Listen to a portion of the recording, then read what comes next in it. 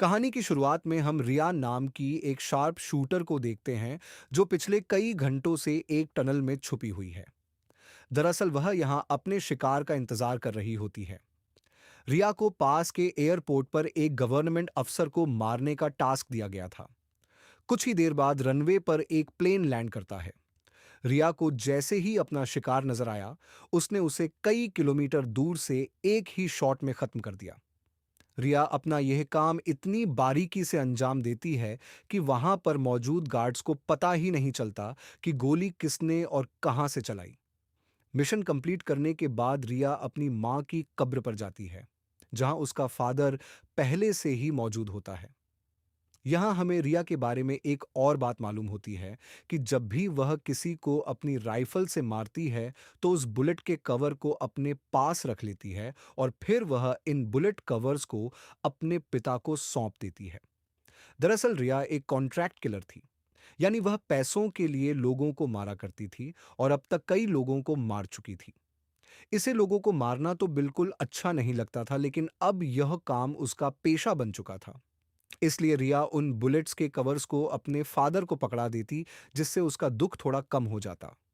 रिया अपने पिता को बताती है कि मुझे एक और नया प्रोजेक्ट मिला है जो पूरे 1 साल तक चलेगा।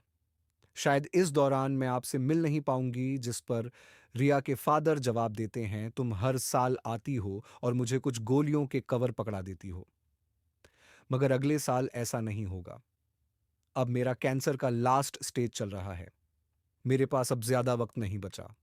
और अगर आने वाले दिनों में मेरी मौत नहीं हुई, तो मैं खुद 14 फरवरी वैलेंटाइंस डे पर अपनी जिंदगी खत्म कर लूंगा, क्योंकि अब मेरे पास जीने की कोई वजह नहीं है। तुम्हारी माँ भी मर चुकी है और तुम भी अपने काम के चलते साल में 1-2 बार मुझसे मिलने आती हो। इसलिए हो सकता है यह हमारी आखिरी मुलाकात हो। यह सुनकर रिया की आंखें भर आती हैं। अब यहां सीन शिफ्ट होता है और हम देखते हैं इस कहानी के दूसरे लीड कैरेक्टर लिवाई को। लिवाई की जिंदगी बिल्कुल भी ठीक नहीं चल रही थी। उसे अक्सर भयानक सपने आते थे और नींद उसकी आंखों से कोसों दूर चली जाती थी। एक रात जब उसकी आंख बुरे सपने से खुलती है, तो लेवाय अपने घर से बाहर निकलकर समुद्र के किनारे पर आता है। यहां उसे थोड़ा बेहतर महसूस होता है और वह अपनी डायरी में कुछ लिखने लगता है। तभी लेवाय को अचानक उसके फोन पर एक मैसेज आता है। उस मैसेज में उसे एक एड्रेस दिया गया होता है, जहां उसे जल्द से जल्द पहुंचने का कहा गया होता है। लेवाई बिना वक्त गंवाए एक मिलिट्री बेस पर पहुंचता है और वहां उसकी मुलाकात होती है एक लेडी ऑफिसर से, जिसका नाम बार्तो है। बातचीत के दौरान हमें पता चलता कि लेवाई कोई आम इंसान नहीं, बल्कि एक आर्मी ऑफिसर था। लेकिन अब वह रिटायर हो चुका है और सिर्फ इतना ही नहीं, वह एक डेडली स्नाइपर भी रह चुका है। वह अब तक 200 से भी ज्यादा लोगों को स्नाइपिंग से मार चुका है। बार्तो लेवाई से कहती है, मैं तुम्हें एक मिशन पर भेजना चाहती हूं, क्योंकि तुम एक बहुत ही अच्छे स्नाइपर हो और यह सिर्फ तुम ही कर सकते हो। लेकिन मिशन पर भेजने से पहले बार्तो लेवाई से एक बहुत ही जरूरी सवाल पूछती है। अगर तुम इस मिशन पर गए तो क्या तुम्हें याद करने वाला पीछे कोई है? यह बात सुनकर लेवाई को कुछ अजीब लगने लगता है, लेकिन फिर वह जवाब देता है, नहीं, मेरा इस दुनिया में अब कोई भी अपना नहीं है। यह सुनकर वो लेडी लेवाई से कहती है, तुम तैयारी कर लो। कुछ घंटे बाद तुम्हें उस मिशन पर भेजा जाएगा और वहां तुम्हें 1 साल के लिए रहना है। इसके बाद लेवाई को बेहोश कर दिया जाता है और जब उसकी आंख खुलती है तो वह अपने आप को एक एरोप्लेन में पाता है। लेवाई कुछ समझ नहीं पाता कि आखिर उसे कहां ले जाया जा रहा है और उसे किस तरह का मिशन सौंपा गया है। इसलिए लेवाई वहां पर मौजूद एक सोल्जर से पूछता है, मुझे कहां ले जाया जा रहा है? लेकिन वह सोल्जर लेवाई की इस बात का कोई जवाब नहीं देता। बस इतना कहता है, अपना आईडी और वॉच हमें दे दो। ये सब तुम्हें तब वापस मिलेगा जब तुम्हारा मिशन पूरा हो जाएगा। थोड़ी देर बाद वो सोल्जर उसे बताता है, अब तुम्हारा प्लेन से उतरने का वक्त आ चुका है। कुछ ही मिनटों में हम नो फ्लाइंग जोन एरिया में एंटर करने वाले हैं। यहां से आगे जाने की हमें परमिशन नहीं है। बस वह सिर्फ इतना बताता है कि नीचे उतरने के बाद तुम्हें अकेले 32 किलोमीटर नॉर्थ की तरफ पैदल जाना होगा।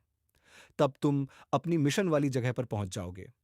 लेकिन लेवाई के दिमाग में अब भी एक ही बात चल रही थी। वो फिर से उस सोल्जर से पूछता है, आखिर हम जा कहाँ रहे हैं? इस पर सोल्जर जवाब देता है, मुझे इस सवाल का जवाब देने का परमिशन नहीं है। मेरी वर्दी में एक माइक्रोफोन लगा हुआ है। अगर मैंने तुम्हें इस जगह के बारे में बताया तो मुझे नौकरी से निकाला जा सकता है या फिर मारा भी जा सकता है। यह बात सुनकर लेवाई के गले में सांसें अटक जाती हैं।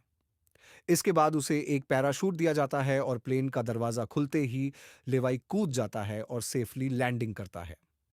लेकिन असली गेम तो अब शुरू होता है। 32 किलोमीटर की दूरी उसे पैदल तय करनी। लेवाई को पैदल चलते चलते 2 दिन बीत जाते हैं और 2 दिनों का लंबा सफर तय करने के बाद फाइनली वह उस जगह पर पहुंच जाता है। वह देखता है कि यह एक बहुत ही सुनसान इलाका है, जहां इंसान तो दूर बल्कि उससे परिंदे भी नहीं दिखाई देते। तभी उसकी मुलाकात जेडी नाम के एक आदमी से होती है। जेडी 1 साल तक यहां मिशन पर था। अब उसकी ड्यूटी खत्म हो चुकी है, इसलिए अब लेवाई उसकी जगह संभालेगा। जेडी लेवाई को एक वॉच टावर की तरफ ले जाता है। टावर के टॉप पर पहुंचने के बाद लेवाई को अब भी समझ नहीं आ रहा था कि उसे यहां क्या काम करना है। यही सवाल जब वो जेडी से पूछता है तो जेडी जवाब देता है, यहाँ एक बहुत ही गहरी खाई है जिसे गॉड नाम दिया गया है। ये एक बहुत ही मिस्टीरियस और गहरी खाई है जिसके बॉटम तक आज तक कोई भी नहीं पहुंच पाया। तुम्हारा काम बहुत ही सिंपल है। तुम्हें इस खाई की पहरेदारी करनी है। इसके बाद वो लेवाई को यहाँ के स्ट्रिक्ट रूल्स बताता है। वह कहता है, तुम यहाँ से बाहर महीने में एक ही बार हेडक्वार्टर फोन कर सकते हो। चाहे कुछ भी हो जाए, तुम बाहर की दुनिया से जुड़ने की उम्मीद मत रखना। यह टावर, जिसे हम वेस्ट टावर कहते हैं, इसके ठीक सामने ईस्ट टावर है। वह रशिया का है। वहां भी एक गार्ड अपनी ड्यूटी निभा रहा है, लेकिन तुम दोनों के बीच कोई भी कांटेक्ट अलाउ नहीं है। तुम्हें सिर्फ अपनी ड्यूटी पर ध्यान देना है। और हां, आने वाले खतरे के लिए हर वक्त तैयार रहना, क्योंकि यहां तुम पर किसी भी वक्त हमला किया जा सकता है। यहां ऑटोमेटिक गन्स और नीचे ढेर सारे लैंड माइंस लगाए हुए हैं। अगर ऑटोमेटिक गन्स में गोलियां खत्म हो जाएं तो उसे हमेशा रिलोड रखना, क्योंकि हमले के दौरान ऑटोमेटिक गन्स तुम्हारी बहुत काम आएगी। और आखिरी बात, अगर तुम्हें कभी भी यहां तेज सायरन की आवाज सुनाई देने लगे तो तुम बिना सोचे समझे यहां से भाग जाना। जेडी कहता है, मुझे भी नहीं पता कि ऐसा क्यों बोला गया है, लेकिन मुझे जो पिछले ड्यूटी वर्कर ने बताया था वही मैं तुम्हें बता रहा हूं। लेवाई उसकी सारी बातें अच्छी तरह से सुन लेता है, पर उसका सवाल एक ही था। वह पूछता है, आखिर यहां ऐसा क्या है जिसके लिए इतनी स्ट्रिक्ट सिक्योरिटी लगाई गई है? तभी जेडी एक ग्रेनेड निकालता है और इस ग्रेनेड को उस गहरी खाई में फेंक देता है। ग्रेनेड जैसे ही खाई की गहराइयों में धमाका करता है, वहां से एक अजीब भयानक आवाज गूंजने लगती है। वो आवाज किसी इंसान की बिल्कुल भी नहीं थी। वो किसी ऐसी चीज की थी जो अंधेरे में छुपी जेडी लेवाई की तरफ देखता है और कहता है, यह आवाज जो तुम सुन रहे हो, यह उन क्रिएचर्स की है जिन्हें हम होलोमैन कहते हैं। ये क्रिएचर्स इस घड़े के अंदर रहते हैं और तुम्हारी यहाँ पर ड्यूटी यह है कि इस घड़े के अंदर से किसी भी क्रेचर को बाहर निकलने नहीं देना है। कहा जाता है कि 1940 में यूएस आर्मी के 2400 आर्मी सोल्जर्स को इस गड्ढे के अंदर भेजा गया था, ताकि यह सोल्जर्स उस गड्ढे के अंदर मौजूद सभी क्रिएचर्स को खत्म कर सकें। लेकिन आज तक उनमें से एक भी जिंदा सोल्जर वापस लौटकर नहीं आया। और अब जेडी लेवाई को पूरी इंफॉर्मेशन हर एक चीज का बताकर घर वापस जाने की तैयारी करने लगा, क्योंकि उसने यहाँ 1 साल की ड्यूटी पूरी कर दी। अब लेवाई को यहाँ 1 साल तक ड्यूटी देनी जेडी लेवाई को अलविदा कहकर यहाँ से निकल पड़ता है। वह बहुत खुश था, क्योंकि 1 साल बाद वह घर जाने वाला था।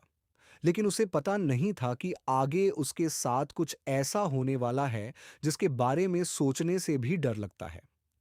लोकेशन पर पहुंचने के बाद जेडी जैसे ही स्मोक करता है, तब एक हेलीकॉप्टर उसे लेने के लिए आता है। वह हेलीकॉप्टर उसके लिए रस्सी नीचे फेंकता है और जेडी इस रस्सी के जरिए ऊपर हेलीकॉप्टर में चढ़ने लगता है। हेलीकॉप्टर में बैठा एक सोल्जर पहले जेडी की आइडेंटिटी कंफर्म करता है। जेडी जब उसे अपनी पूरी इंफॉर्मेशन देता है तो हेलीकॉप्टर में बैठा वह सोल्जर पहले जेडी को शूट करता है और उसके बाद उसकी रस्सी काटकर उसे नीचे गिरा देता है। उम्मीद है इस वीडियो ने आपको एंटरटेन किया होगा। अगर हाँ, तो अपना प्यार कमेंट में ज़रूर दिखाएं और बताएं कि आपको इसका अगला भाग कब चाहिए। हम आपके बताए टॉपिक्स पर भी वीडियो बनाते हैं, इसलिए अपनी पसंद शेयर करना ना भूलें। जाने से पहले चैनल को सब्सक्राइब कर लें ताकि अगली वीडियो आपसे मिस ना हो। मिलते हैं नेक्स्ट वीडियो में, तब तक के लिए अपने आप को ख्याल रखें।